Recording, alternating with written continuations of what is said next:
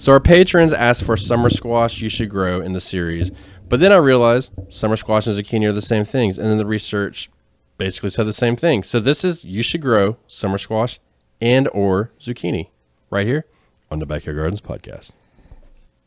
All right, special thank you to our patrons for helping choose these. If you'd like to have input in our episodes, or you would like to get 2 free episodes a month, 2 extra episodes, please come check us out on Patreon. We'd love to have you. We'd love to help you build our community. We are almost to our goal of hitting the amount of patrons for us to start a chat room or something like that for you guys. So please come check us out and help support the show. That being said, one of the most frustrating vegetables on the market is here, and we're going to talk about it. So I'm going to disagree with you just straight out. I have summer squash includes zucchini, crook neck, straight neck, patty pan, and other similar type.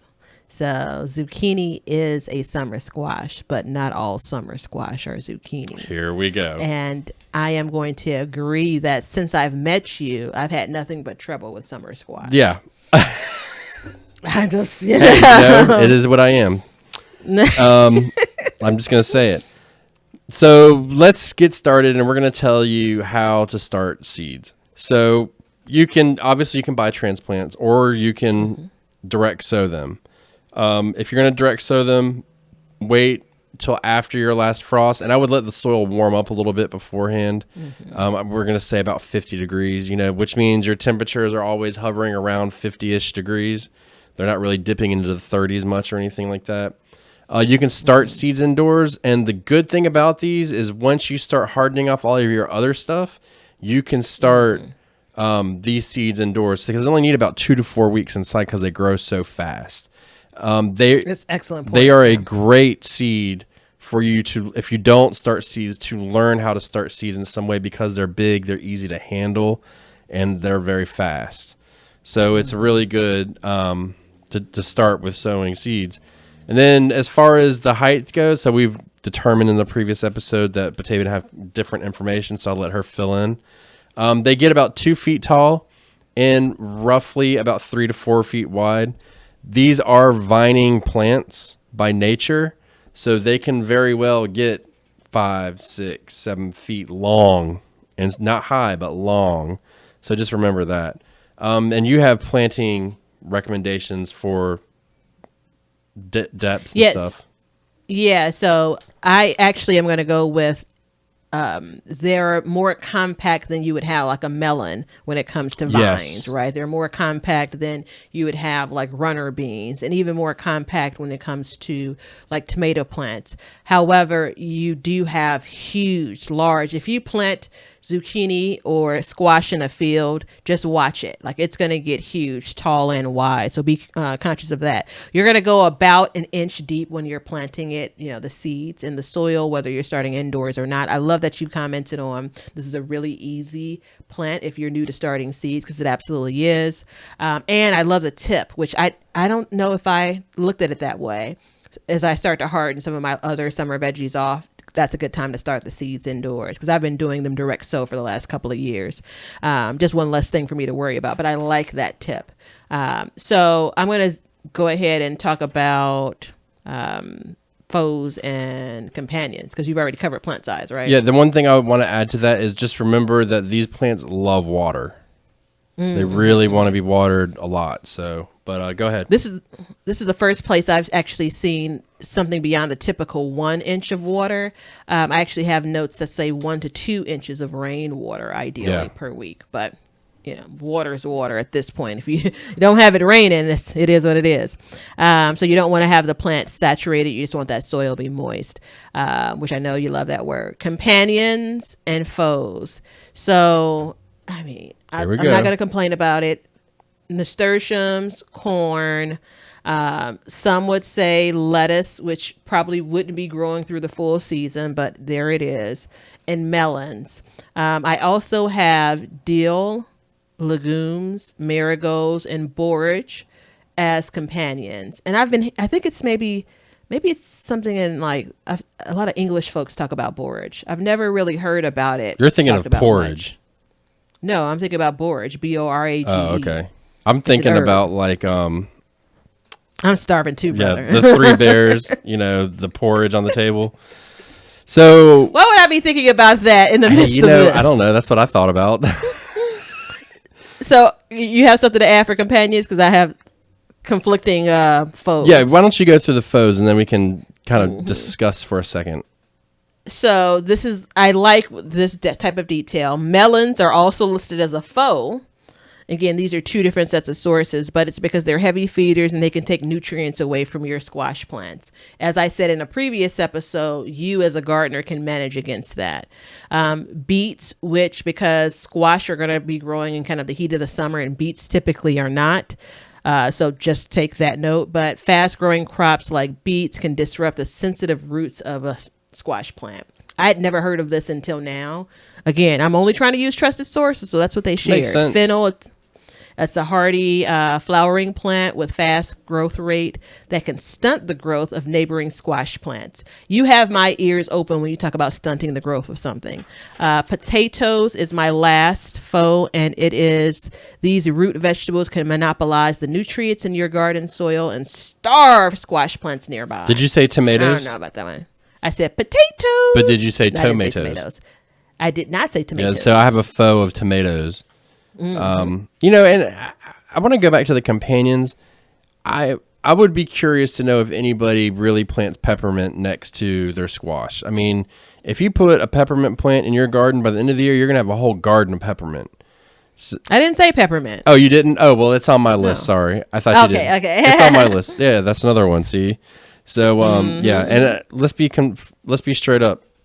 Again, three sisters type situation here, beans and corn. So, never planted it, not interested in it, but it is worth saying the term just because. Yeah, I don't know because I have foes. I have pumpkins as my foes too, which I lump those in with melons. For some reason, maybe it's just because they're vining, but I imagine the idea of strangling the squash plants. Maybe, and I agree with you completely when it's like, hey, you can manage by feeding more. I agree with you on that one. So, we'll move on to pests. So, yes, okay. If you're not watching the video, you can see that, or you can't see that I'm doing like mannerisms. Squash vine borer, okay, it's out there, the little bastard. Squash bugs, which look like ladybugs, but they're orange. So there's that. Cucumber beetles and aphids. So I'm going to say this about squash vine borer. I don't know how to not have them. Okay. So don't ask me. I'm just going to say, like, we've done videos, we've done podcasts about it. We've talked about it ad nauseum. Like, I can tell you what I'm doing this year to combat it. And I'm gonna blame it on you.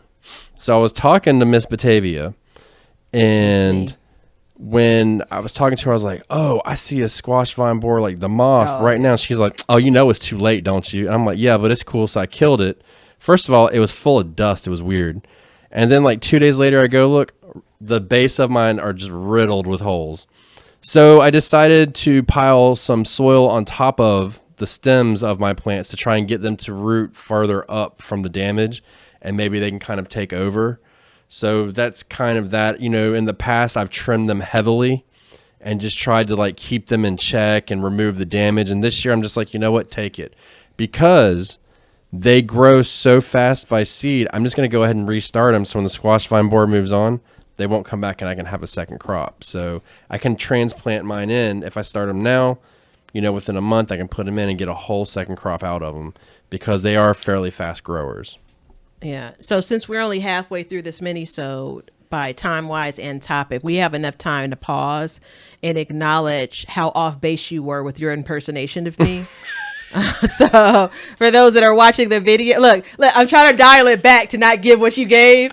For those that are watching the video, go like tap your screen, like 3 times, go back like 30 seconds. That's not what I do. Right. And then for those that are listening again, let's rewind. You could hear it in his voice too.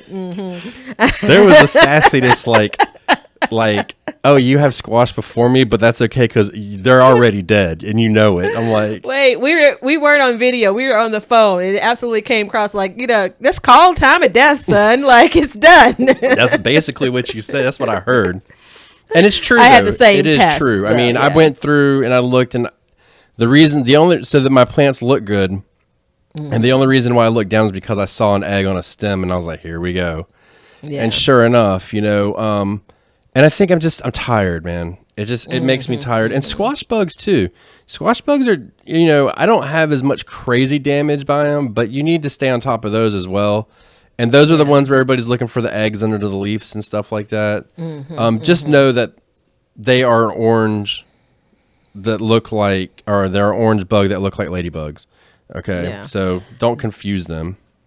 I have, when we had that conversation and I gave you all of that wonderful attitude, I have been paranoid since then. I have one squash plant that's up and I keep on walking past looking at it, because there's some varieties that put on leaves that look like they have powdery mildew. And so this is one of those. And so my first look is like, oh, shoot, but then I'm like, no, that's not what it is. So now, I the stem is pronounced and I'm looking at it like, all right. So I'm just going to keep at it. I'm just going to keep on planting them. I have squash in a couple of different places in my garden as well. Like, it's a numbers game in my mind. That's how it is for me. I have no other It's solution. you go ahead and I get my first crop in. I'll get a little bit of a harvest off, and then I'll come back and do another one. And that's just how it is. And it's diseases. Diseases is exactly what I'm going to go into. So you said powdery mildew, squash blossom blight, cucumber bacterial wilt, I believe is what I wrote. I can't even read my handwriting. And mosaic virus. So the powdery mildew, we've talked about that before. There are a lot of quote unquote treatments for it. The best treatment is prevention. So, watering ground level, making sure there's airflow, not overcrowding plants. Don't plant in where there was a plant the year before that had powdery mildew. Don't compost plants that have powdery mildew, all that stuff. And I think that's the most common. If I was going to break down what's common here, it's squash vine borer, squash bugs, and powdery mildew. Those are the main issues you're going to deal with. Up until the last couple of years, it was absolutely powdery mildew for me. But now, that's what I'm experiencing. Let me ask you this. I've seen as a potential remedy to try to manage against squash vine borer. And then separately, I've seen it as a potential remedy to manage things like powdery mildew, like pruning. But in my mind, it feels like you're basically creating a hole for the little bastard to basically crawl into. Well, it doesn't. So the way it lays its egg, it doesn't climb into it. It lays it on the outside. So yeah, you can prune, but like I stated earlier, the past couple years, I've pruned the crap out of them. Pruned them and pruned them and pruned them, and it didn't do any good. And I actually think it hurt my production because it wasn't feeding the plant. So this year, I'm just gonna let it happen, man. Like, I can't fight it anymore. It's just, it takes too much mental power. So I'm just gonna replant. They're fast growers. Like, take advantage of that speed. You know what I mean? There is that balance, though. Once you're putting squash everywhere in your garden, you're still trying to be obedient when it comes to don't plant them in the same space that you had that issue, which is key. If you had the issue like powdery mildew, as an example, I'm blending these two, when it comes to issues with this particular plant.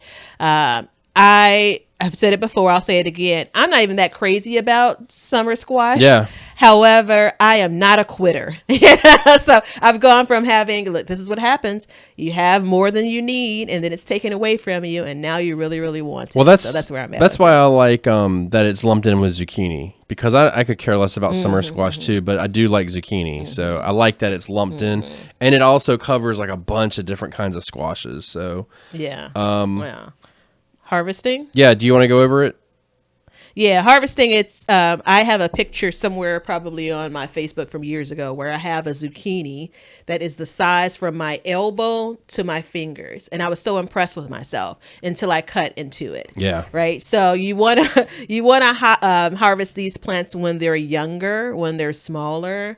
I'm going to go like the size of my hand, which I have pretty large hands. So you do also, again, similar to when we talked about eggplant, you don't want to try to pull this off the plant, you want to actually properly cut it off the plant. And these will keep on your counter for a number of days. You can put them in the refrigerator. However, the refrigerator doesn't do the plant justice, or doesn't do the fruit justice once you've pulled it off of the plant. So early and often, you can also harvest, which I still haven't gotten to, blossoms. There are a few different recipes floating on the interweb about how to cook up the blossoms from squash. I'm going to add it on my list again this year to try. I am 100% uninterested in that. I know you are. I've never cared about it. I don't know why. It's just, they're big blossoms, but I don't know. I think I'm all set. Yeah. Yeah, I mean, the whole thing, it's like with the eggplant, harvest often and press the skin with a thumbnail. If it indents, then go ahead and harvest it. And the big ones, for the most part, though, I mean, it's going to, based on for what it provides, it's going to be enjoyable at almost any size. It's one of those, your summer squash, your zucchini. And I'm not talking about like a pencil size, index finger size, but you can harvest them pretty young. And if you lose a plant, if there's squash on that plant, take that in the house and cook it up or spiralize it or whatever you're doing with it. Well, and the one way we preserve it is we take the zucchini and then we grate it and then we freeze the grates to make like zucchini breads and stuff like that. You can also just cut it and freeze it whole, like slice it or whatever. You can do that as well. It's just like if you bought it at the store. You know what I mean? You get that. So there are ways to preserve it, but you can't. I mean, you might be able to can it. I've never looked into it because it just kind of skeeves me out to think about it. But let's talk about the nutrition real quick. So one medium zucchini has 32 calories, 4 grams of fat, or 0.4 grams of fat, 500 milligrams of potassium, 7 grams of carb, 2.2 grams of fiber, 2.4 grams of protein, 55% vitamin C, and 20% vitamin B6. So this is another one of those, just like the green beans, where I think it's more like a filler. You know what I mean? It's not. I was like kind of unimpressed when it came to what we're going to get out of it. Yeah, but it's a filler. So, if you're on like a weight loss plan or something, it works out pretty good. So when you use filler in this series, I listen to it and hear it as it's a filler for your plate, as well as it's the filler for your belly, right? It's one section less of something else that maybe isn't as great for you. But it's grilling season, baby. Put those things on the grill. That makes almost everything taste better. And eat them raw. So. They're very good raw. Very good raw. So and you get to retain all that water, so it's hydrating and all that good fun stuff. So there you go, people. We just told you that you should go out and grow summer squash and zucchini. We want to know what summer squash that they're growing. Yeah, whatever. Hold on. Let's break it down. Let's tell us whatever summer squash, zucchini, because there's all kinds of different varieties, and let us know in the comments, because again, we're super curious. I find it fascinating what people choose to grow. And also shout out to the patrons for helping pick this series. We've been doing these You Should Grow series, so if you like this, you can go back and check out the other ones if you haven't heard them. If you'd like to have input on any of our episodes, then please join us on Patreon. We'd love to have you. And if you're watching on YouTube, thank you so much. Everybody, be safe, be cool. Tell them something good. Oh, wait, hold on, let me try that again. See ya.